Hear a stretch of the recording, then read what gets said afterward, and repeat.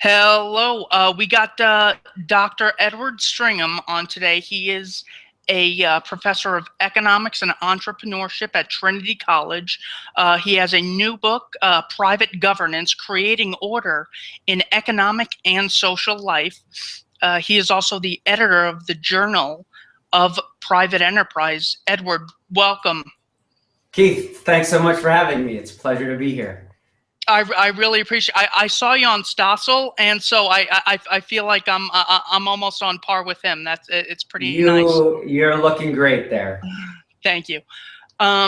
So I was reading your papers, and I was really surprised at your paper on economics and morality. You sort of made the claim that economists sort of don't really consider morality when they're basically doing their work. It's much more of a homo economicus, or I can't even pronounce it. Would you mind telling me what your thought process was behind that one? I'm curious. Yeah, sure. So there's a lot of assumptions in economics, and not every economist agrees with them at all times. So I'm going to be characterizing economists for a minute here.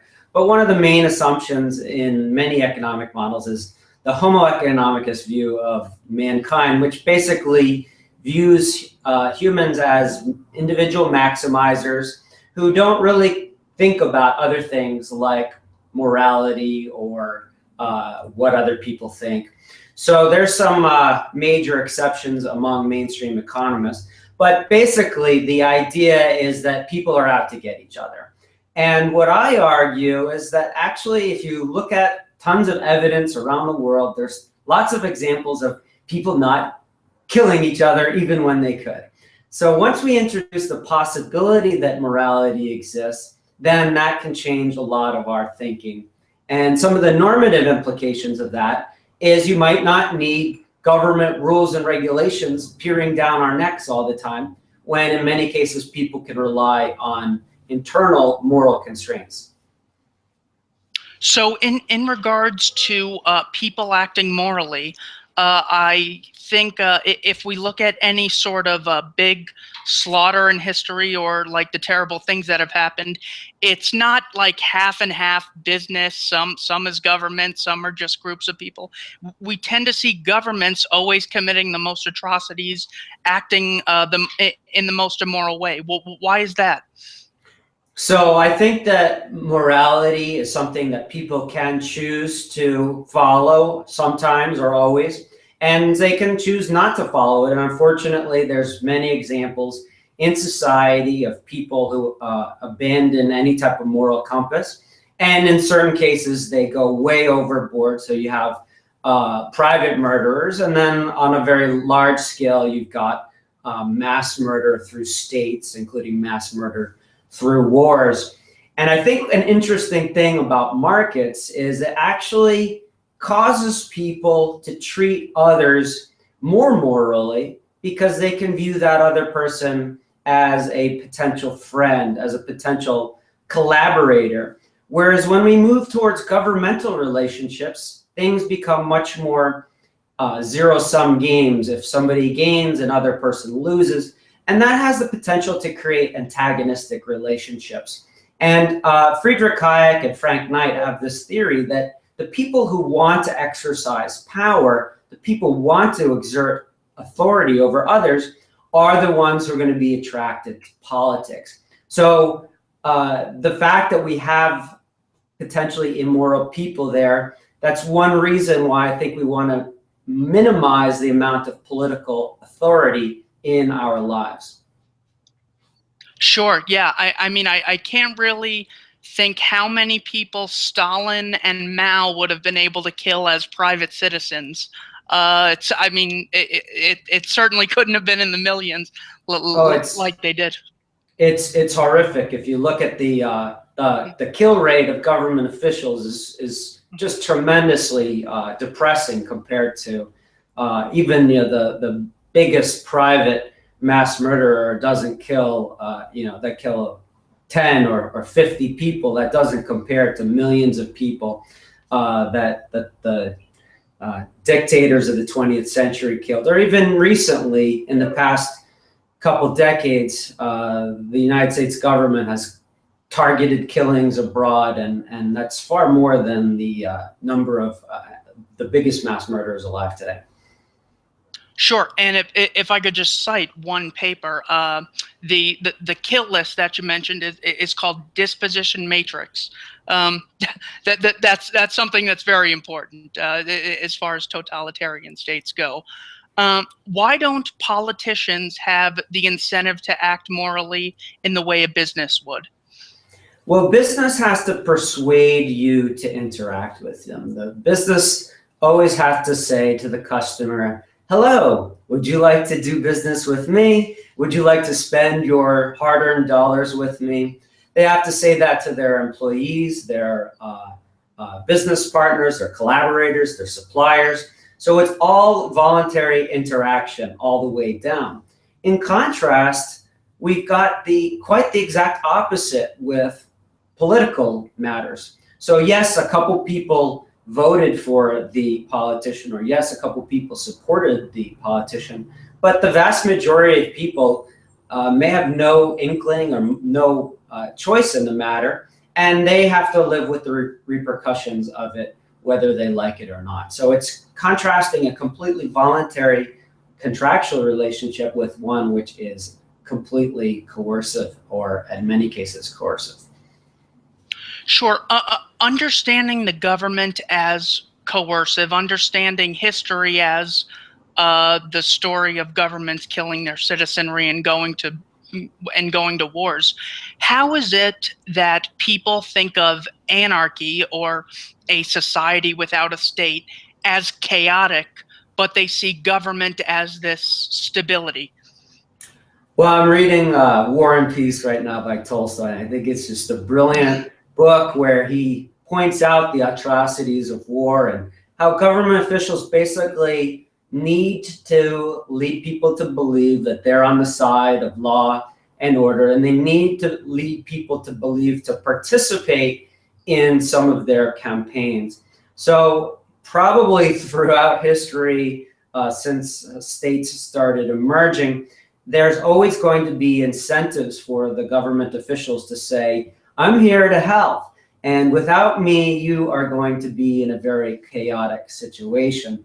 So the most recent modern argument for that in relatively recent years comes through people like Locke, before that Hobbes, and in recent times my professor James Buchanan. And the basic argument is, without a sovereign, without a leviathan, without a monopoly of rule enforcement, then there's going to be mass chaos. And that totally makes sense, that they need to convince people that that's the case, whether or not it's true. So if somebody comes along and says, hey, I'm here to steal your money, or I'm here to create a war at the expense of the public, people are going to be much less likely to want to sign up for that. On the other hand, if they say, I'm here to save you, listen to me, give me your money, join my army, it's going to be a much more compelling case. So I think we can see that at all levels of government, including at the worst scale, the mass deaths through wars. But we can see that also on a smaller scale through things like everyday rules and regulations that come through government, where people are always arguing, if you don't have us, there's going to be complete chaos. And it's totally in their incentive to say that, but the question is whether or not it's true. Sure. I try to use a bit of a thought experiment in regards to see how, I should approach topics when talking to people. And I was with a group of adults last night, and one of them said something to the extent of, it was something very vague, Congress is corrupt, Congress is useless, presidents are jerks, politicians are liars. And everyone sort of laughed, and we're all on different sides of the political spectrum. We all inherently know this, but we keep or not we, I shouldn't say we, but a large percentage of the populace keeps believing in this thing that keeps treating them so badly. I mean, I try to explain it to people like, if you go to a restaurant and they try to sell you on a dish and they bring you an empty plate and you go back again and then they bring you another plate that's completely empty, after the third time, you'd think that that person was crazy for going back and going to the same restaurant. That's so ridiculous. We would never do that anywhere else besides the political spectrum. How is it that that people see politics as so different than every other interaction we engage in our lives? Well, most people actually, the majority of Americans do recognize politicians are in it for themselves. There's reports from Rasmussen, reports, Gallup polls, indicating that the Congress is one of the least respectable organizations. And so there is a widespread agreement in this. One of my favorite surveys, they ask people, who do you trust the most or who do you trust the least? And they have a used car salesman, a prostitute, and a politician. And always the results are politician is the least trustworthy. The prostitute always comes in at the most trustworthy. So I think there's this fairly widespread view that politicians are somehow not to be trusted. It's not always viewed as a respectable profession.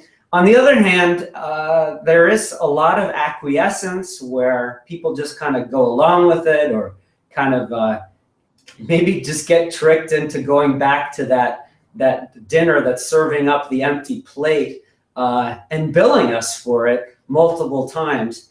So we do see a lot of distrust in the current America of politicians, but it's not really clear what we can even do about it when the choices are always so limited of saying you can have this type of politician or that type of politician. It's just a very difficult situation where you can't just leave the restaurant you can't leave the political system in the same way you can leave the restaurant.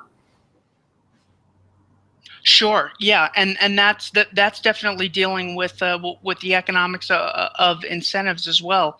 I mean, there's sort of like an undertone of, well, you don't trust the people in Washington 3,000 miles away, but then you get something like Barack Obama said, you know, if you like your health care insurance, you can keep it under the Affordable Care Act, and literally 5 million people were taken off their health insurance and had to change doctors. I talk with them every day.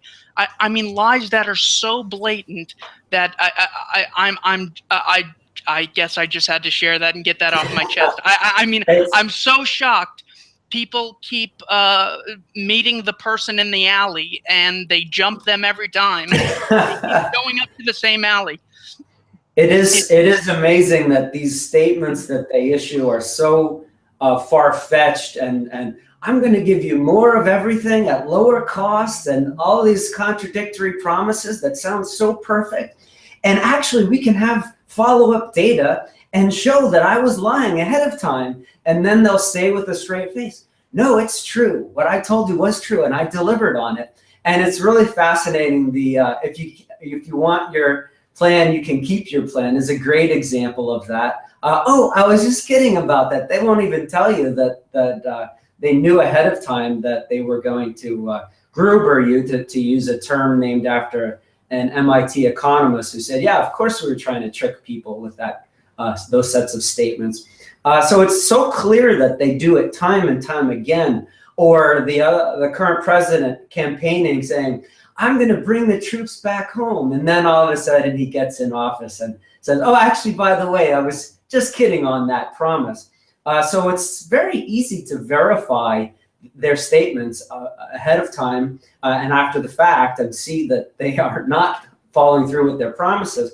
But the political process is so opaque that people just don't call them out on all of that.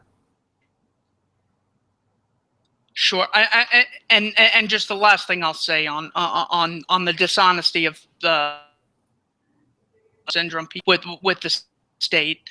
I was in a conversation with someone, and she was about 40 years old. She goes, just logically and reasonably, I have to support Bernie Sanders because he is going to make healthcare free. And I said, okay, I'm going to start volunteering. What does that mean? Free? And she literally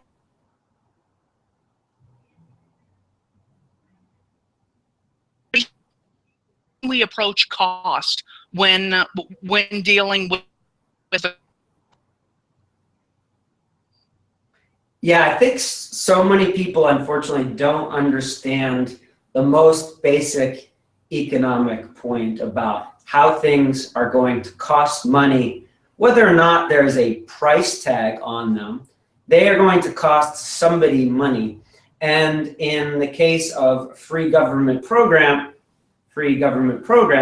it has to be paid for by individuals, by taxpayers, by the citizenry. So the idea that we're going to get all of this free stuff is missing out on, well, where is it coming from? So you can go around and promise people tons of things. I'm going to give out free Cadillacs. I'm going to give out free Mercedes-Benz to everybody. And look, it's not going to cost anything. I don't understand how you could be against free Cadillacs and free Mercedes-Benz. Well, if you look at the actual costs of these programs, it means we're not going to have as much money at the end of the day. We're not going to have as much disposable income. We're going to be able to consume a lot less. If we look at Europe, where they have a lot of these free healthcare programs, in many of these countries, tax rates are so high that their take-home salary, if you were to list them as states, they would be among the poorest states in the United States of America.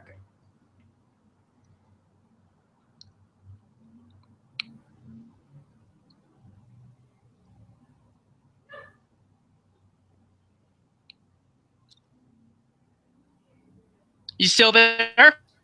Keith, I'm here. Can you hear me? I can see you a little bit.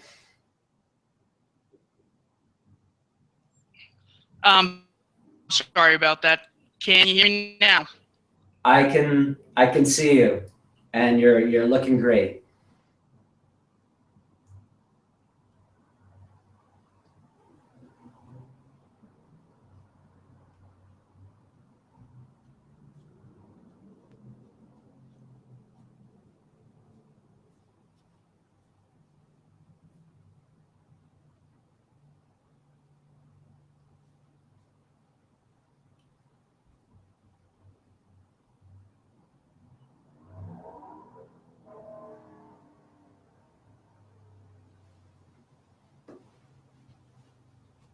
Okay, Keith, while you're away, let me use this opportunity to start reading from Private Governance.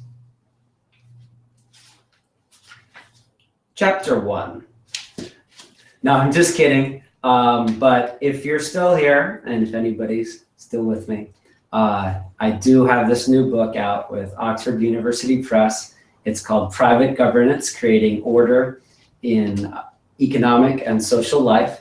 And what I do is I go through the history of markets with an emphasis on stock markets, and find that in most cases, government was not behind these markets. In most cases, government didn't understand the markets. Nevertheless, markets did develop. So in 17th century Amsterdam, we saw people engaging in very sophisticated trading, even though none of them were enforceable by law. In modern times, we have very sophisticated derivatives markets, even though none of the average politician is not supporting or propping up these derivatives markets. So what I do is go through and give a lot of case studies and show that order that exists all around us is not done by the government, but it's done by private parties, by market participants themselves. So Thanks so much, and I appreciate our conversation, Keith. Even though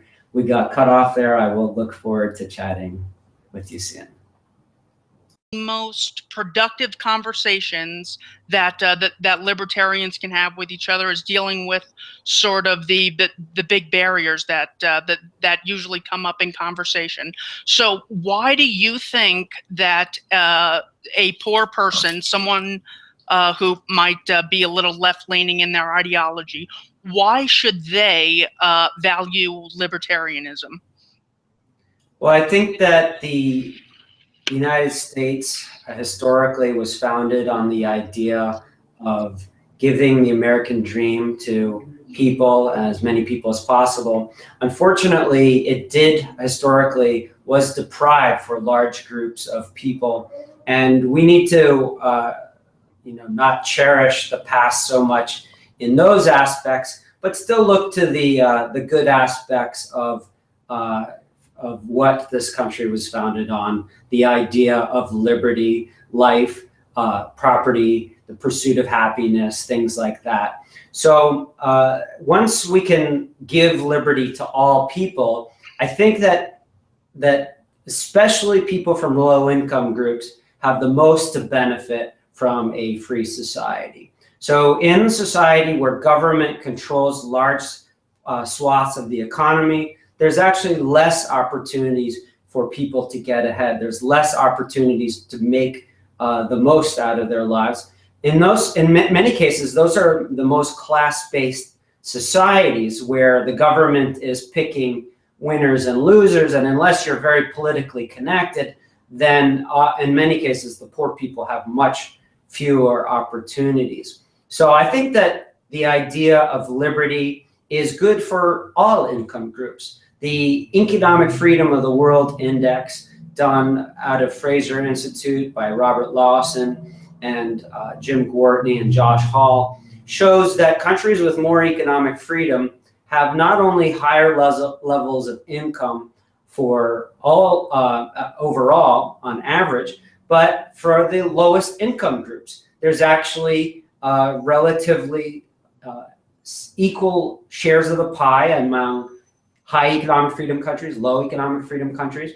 But in high economic freedom countries, you have a much bigger pie. So I'd much rather be below average income in Beverly Hills than below average income in Venezuela. Sure, and it's sort of amazing that the discussion has not gone from how wealthy people are, it's gone to the inequality. So in other words, people don't realize we have cars, cell phones, clothes. The average person has a house with AC. 99% of history, no one knows what any of that stuff is. But the big fight today is Bernie Sanders, making the 99% argument. People that value equality over everything else, what would you say to them? Well, if the standard is there's going to be differences, and if it's not, we're not concerned about absolute income, but relative income, that's going to be basically an insurmountable problem, that we could have everybody being as rich as current day Bill Gates, and then all of a sudden there's somebody who comes along who invents the next new thing, and then they become richer than Bill Gates. We could look at that and say, oh, that's great. Thanks so much for bringing us from the Bill Gates level to this next level. Well, if you're concerned about relative income, then you would say, this is so bad. We're so sad. We need to stop this.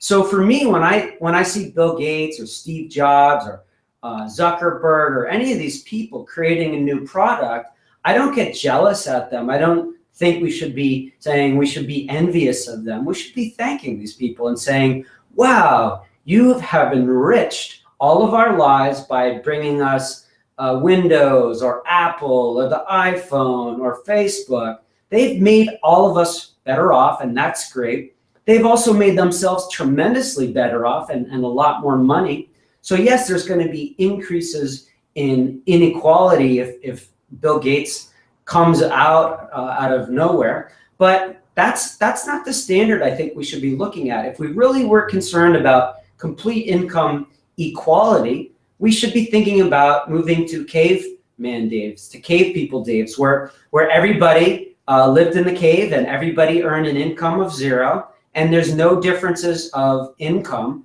But in that situation, we're all poor. I don't see the advantage of that. I think the whole system of caring about differences of income is basically encouraging envy. It's encouraging people to become jealous. It's encouraging people to look at other people and say, oh, you have more money than I do. Whereas if Bill Gates moved into my neighborhood, I would now become relatively a lot poorer in my neighborhood. But overall, I'd say, hey, Bill Gates, thank you so much. It's such a pleasure that you're here. It's so nice that you've created all these products and have done so many great humanitarian things for the world. So I think that's the approach that we should be thinking about, rather than this idea that some people are getting rich at the expense of other people. Markets don't encourage people to get rich at the expense of others. Markets encourage people to get rich by benefiting the customer. So when I see a very wealthy person who's made their money voluntarily through the market, I want to thank that person rather than getting upset. Sure. Yeah. And we just see, things like as far as the anything that Microsoft has to offer is absolutely terrific, and it's of value. It doesn't hurt people that don't use it. But then he sort of lets us down with something like Common Core when the Bill and Melinda Gates Foundation comes in with that. Anytime they work through government, it doesn't benefit anyone. It's absolutely unbelievable. Yeah, I mean, I definitely respect him a lot and think he's a super genius and has done so much great for the world. But in a certain sense, maybe we would be better off if he just kept working at what he's so good at creating software products and working to do that, rather than getting involved with the UN or Common Core. Now, it's not to say that all of his private charitable donations have been bad, and I'm sure they're quite helpful overall, but some of those things is not his expertise, and I think that he's probably very well-meaning when he gets involved with Common Core. But there's so many ways that these problems can get exacerbated through government. The Common Core has gotten to become, rather than a small-scale experimentation process, it's like a national regulation of industry, of education, and teachers hate the Common Core. And so this is an example of not just a small-scale experiment, but large-scale central direction of the education establishment.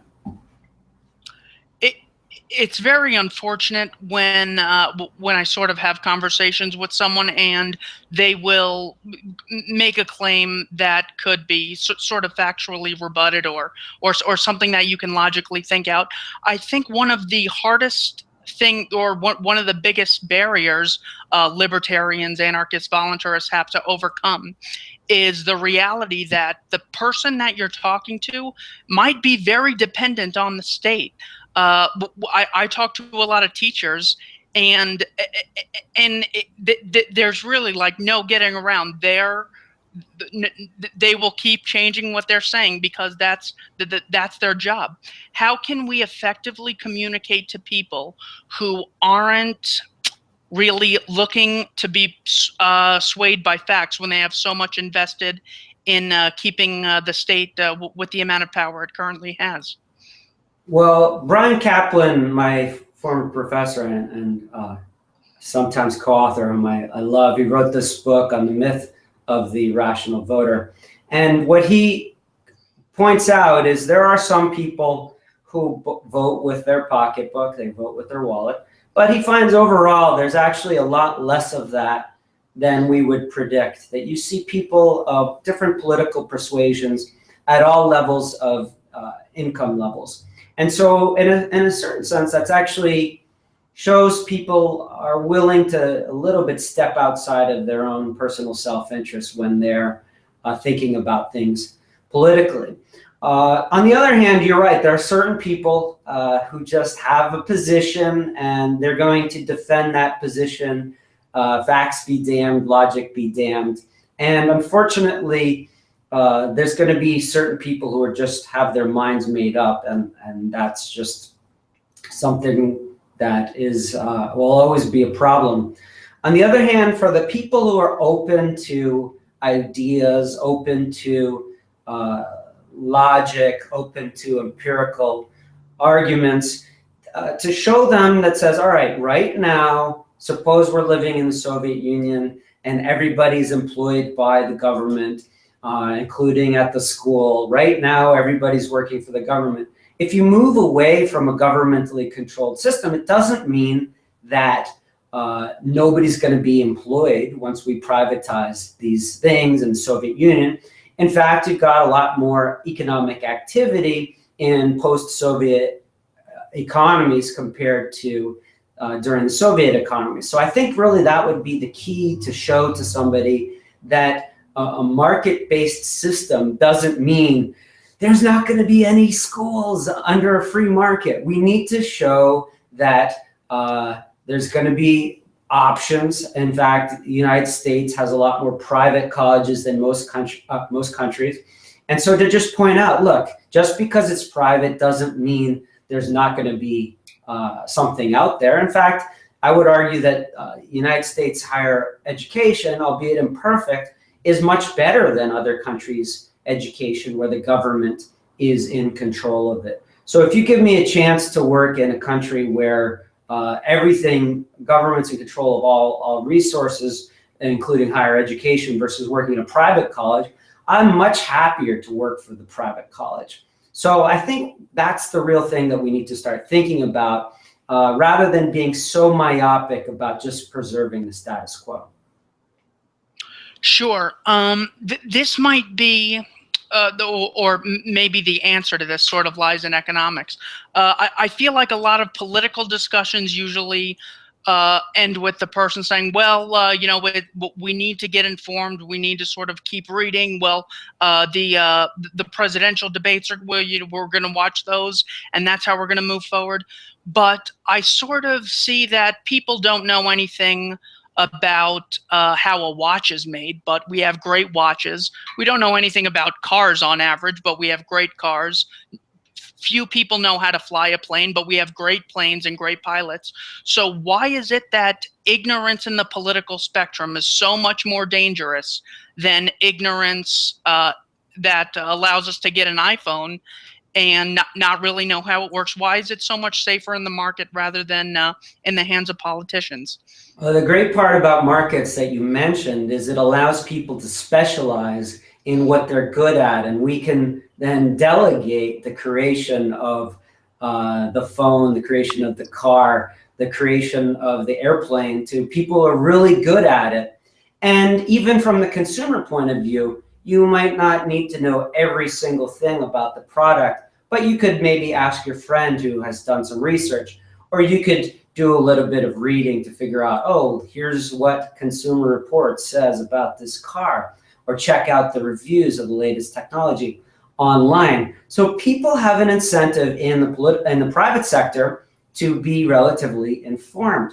When it comes to politics, it's like the complete opposite. So you can ask people the most basic questions about even who their own politicians are, and very few people can actually answer that. It gets even worse when it starts getting into the realm of economics, where people, unfortunately, don't come out of the womb understanding things like supply and demand, but now you're asking them to vote on the most important things that are governing our economy. And so the same person who's completely reasonable person when you're discussing a car or a telephone, when it becomes to the political realm, they can often have the most crazy, uninformed views. And unfortunately, I think that's why we have things like our current politicians who are just promising all types of outlandish things that just can't deliver on what they say they are going to deliver. And that's the major difference between private markets, where people bear the price and of their beliefs, and they get the benefits of what they're purchasing. In the political sphere, it's completely the opposite. People are basically imposing their costs, if you want to think about it in a neoclassical economic term, but just imposing bad policy on the rest of us. So I might not like the average uninformed voter's ideas about economics, but I've got to live with those policies whether I like it or not. And that's a major difference between markets and government. Sure. I mean, you would never even expect that in the private market. It'd be like, I'm a terrible chef, but you still have to eat my food every Sunday. I mean, it is so contrary to everything. One big concern that I see again and again, which I think libertarians, myself included, need to get better at addressing or communicating to people is what regulation is, and why we shouldn't see the state as a solution to business-to-business regulation or business-to-consumer regulation. I noticed that regulation was one of your research areas on your webpage at Trinity College. What could you tell us about regulation and how to communicate it to people to where that they could walk away with the understanding of why, if they care about regulation, they should support the ideas of libertarianism? Well, almost always the advocates of regulation will state, oh, let's think of a potential problem. Regulation's going to solve it. And we're not even going to mention the costs or the potential unintended consequences of these regulations. And I think that's a very problematic way of thinking. Before the Dodd-Frank Act was signed into law, which is tremendously costly. It is weighing down the financial sector so much. Before it was enacted, the president actually said, this is not going to bother anybody at all. Unless you're a fraudster, you have nothing to fear.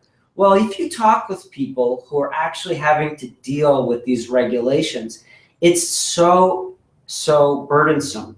The former chairman of the Federal Reserve, Ben Bernanke, could not refinance his mortgage. He was unable to get a mortgage. And if he, Mr. Rich Person, Mr. Politically Connected Person, cannot refinance his mortgage because of the new regulations, what does that mean for the average person?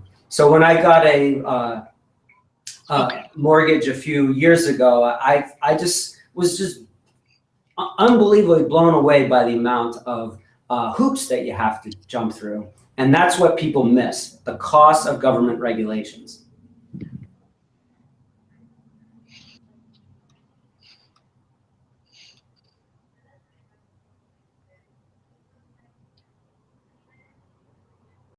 See me, my video isn't working. Today we have Dr. Edward Stringham, the professor of economics and entrepreneurship at Trinity College. He's also the editor of the Journal of Private Enterprise. He's got a new book. It's called Private Governance, Creating Order in Economic and Social Life. And I watched a terrific video on YouTube. It is on the Learn Liberty channel. It's called Do We Need Government? Which could also be titled Do Hosts Need Parasites? Edward, thank you so much for coming back on for part 2. Thanks so much for having me. All right, so when into discussions of law, I want to talk about your book, Private Governance. When we get into discussions of law and enforcement, why is it that this is something that's so hard for the average, say, minarchist, the average libertarian, to think of as something that could be privatized? Well, there's so much order in the world, and we can come up with many different hypotheses of where that order comes from. I think that the power of markets is frequently misunderstood when it comes to basic goods. So the power of supply and demand, as the economist Ludwig von Mises said, abstention from buying and buying helps bring people together. And I think we can actually extend this to so many different areas that most people don't even think about. So why do we have groceries in the grocery store? Because of markets, because of supply and demand. Historically, or in other places where government was in more control, they would say, well, we need to have planning to provide groceries in the store. We know now that's not true. We can have markets providing groceries in the grocery store. But I think the same type of logic applies to rules and order in our lives.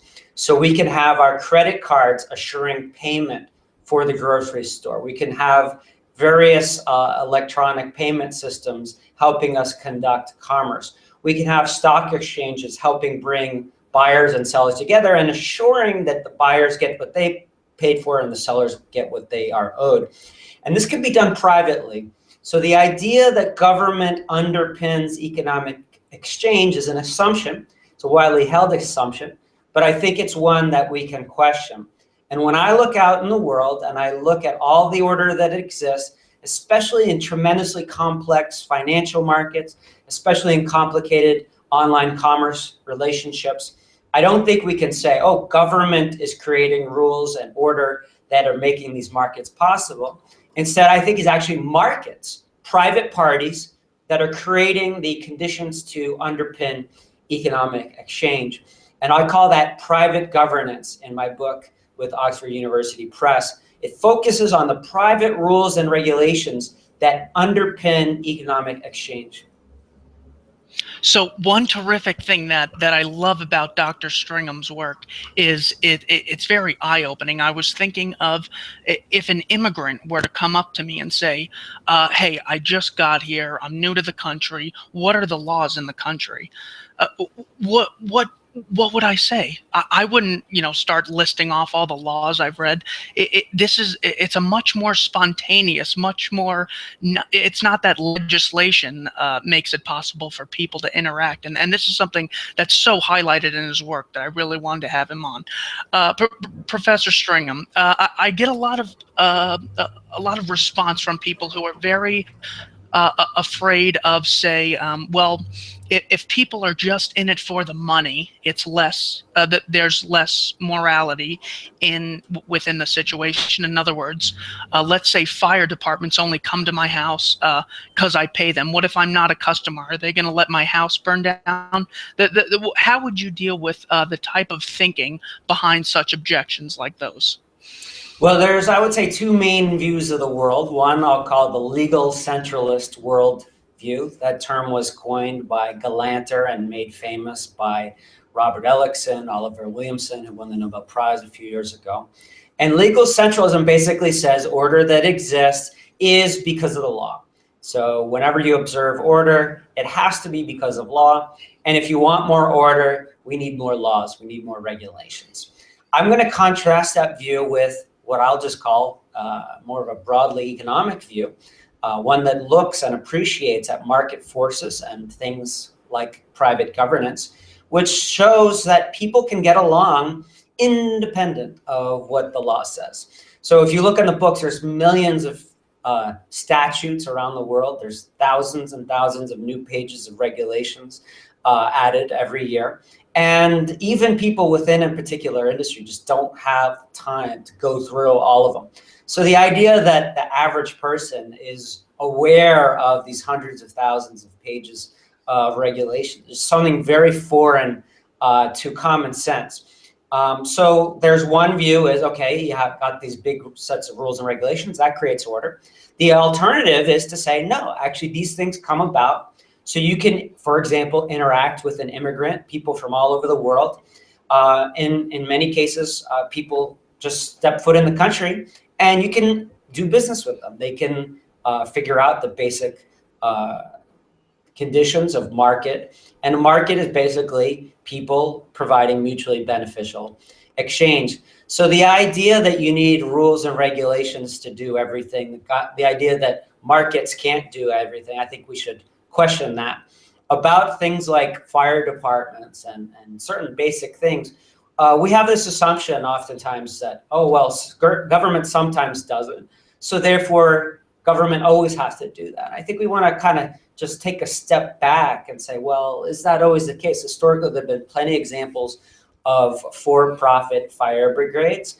Even in modern United States, there's plenty of volunteer fire brigades. And certain areas, proprietary communities, they'll have their own private fire brigades. So I think that's great in the same sense that we have private medicine in the United States. If you ask somebody in another country, well, we can't have private doctors, we can't have private hospitals. We do have it in the United States, and it works fairly well. The government often gets involved with it, interferes with it, but there are relationships to make it work, and oftentimes they'll provide things for free. So a private hospital will usually charge certain people full price. If somebody can't afford it, they'll oftentimes give it to that person for free. And I would say the same thing about private fire brigades. In most cases, you're going to have a neighborhood association is paying for public services up front. Proprietary community will pay for services up front. But it doesn't mean that just because it's private, you're going to see people denying service or anything like that. I think that markets are great because it encourages innovation and encourages so much wealth and enterprise in an area that I think everybody's going to get much more services than when government monopolizes something. What a terrific answer. Thank you.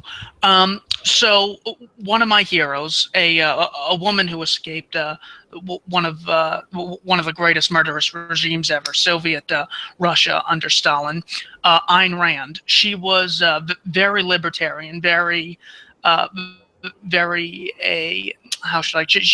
consider her a great warrior for capitalism and free markets. Her one objection was assume I belong to Defense Resolution Organization A, and you, Edward, are in Defense Resolution B, assuming we're in a free society and things are privatized.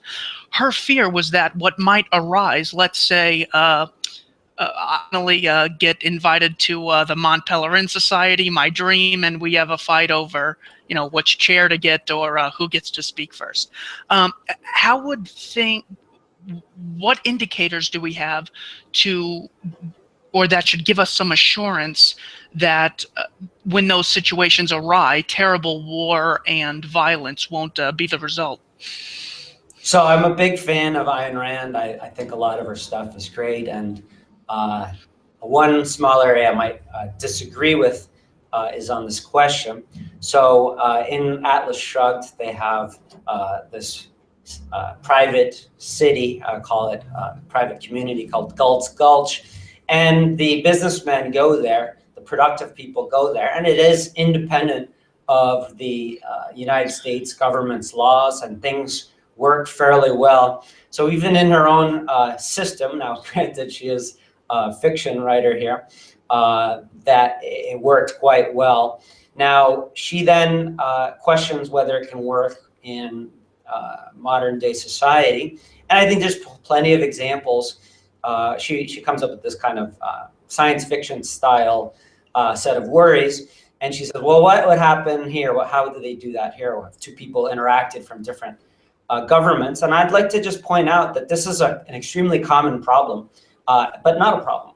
So when two people do business across international boundaries, who sets the rules of exchange? Who's going to enforce those rules of exchange? Who's going to establish jurisdiction in the case of a dispute?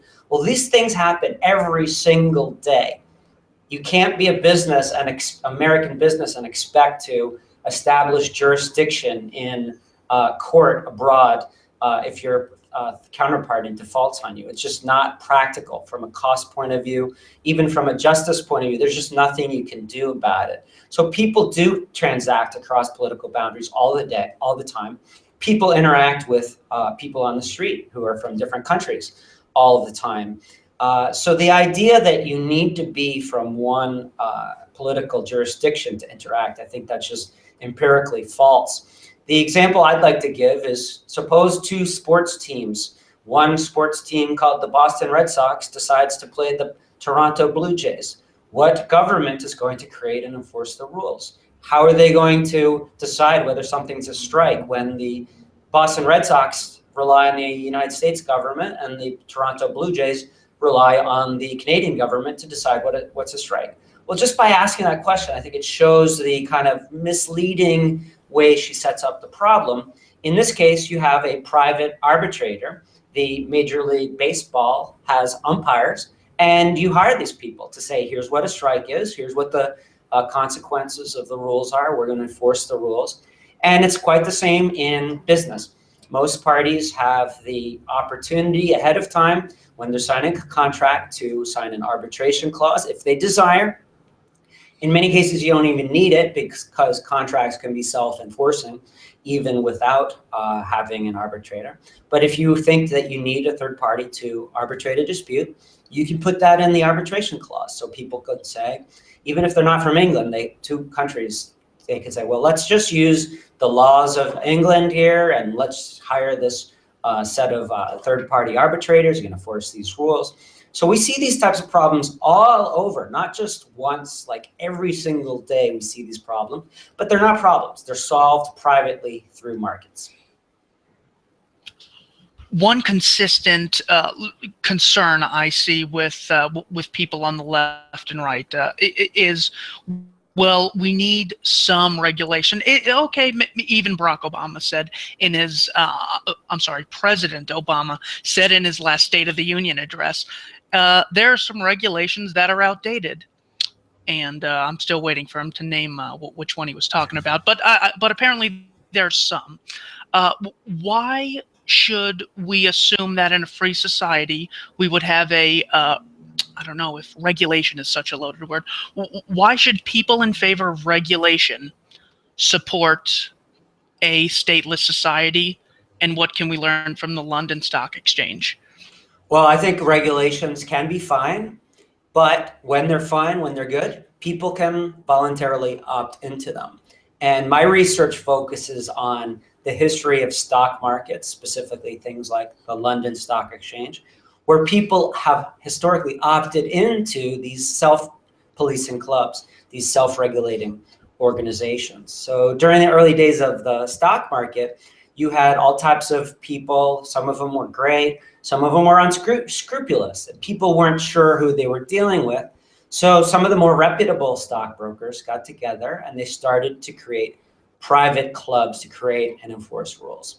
So it started out by them congregating in coffee houses, Garraway's Coffee House, Jonathan's Coffee House in Exchange Alley in London.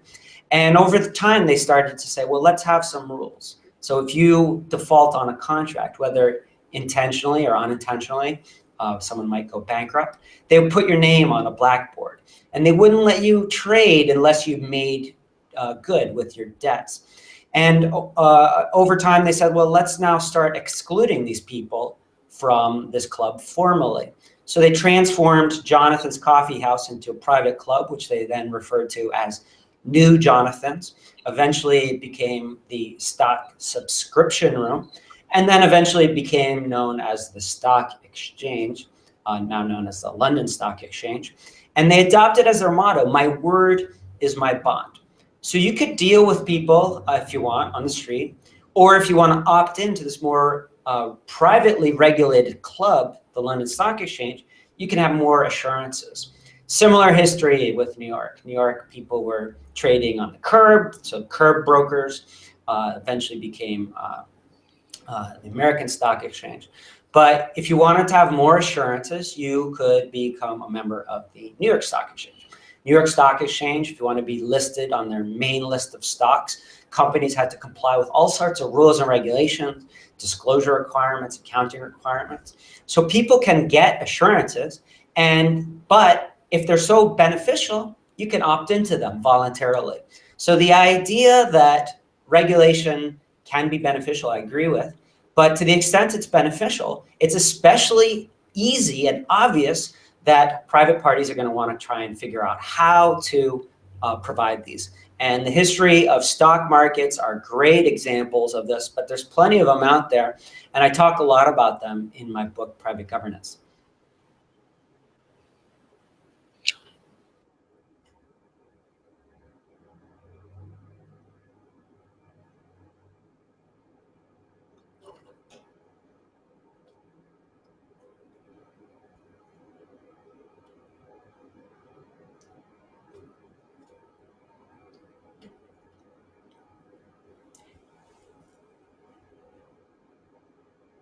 Keith, are you I'm with gonna me? let you go. Oh, okay, Keith, I'm here. I can hear you now. I couldn't hear you a minute ago.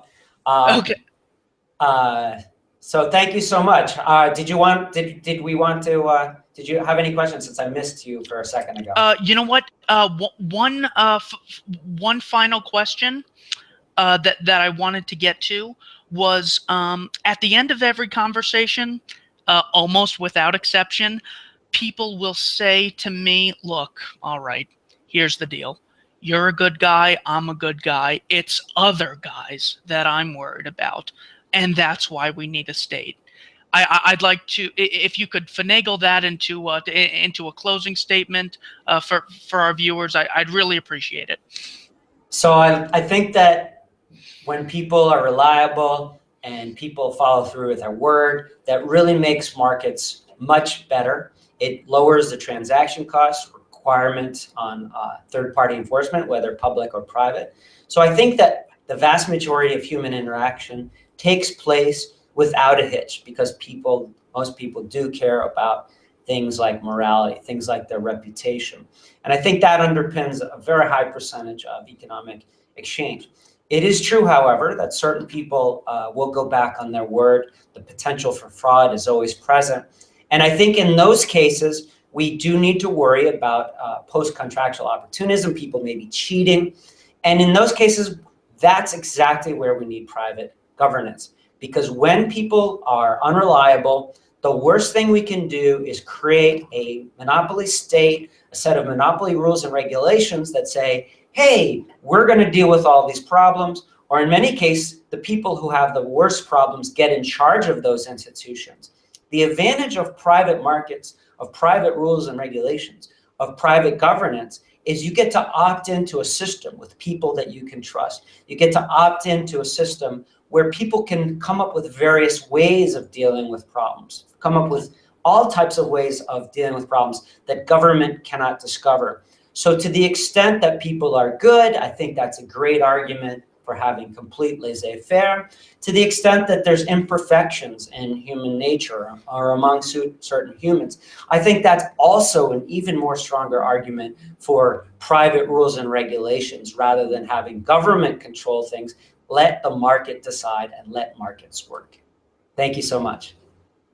Thank you, Edward. Have a great rest of your day. And today's book of the day, we are going with Private Governance by Edward Stringham. Definitely get a look at this. This will give you a fundamental understanding of how humans operate, how they interact, and why everyone should, on a moral level, on an efficiency level, support private governance. Again, Professor Stringham, I really appreciate your time.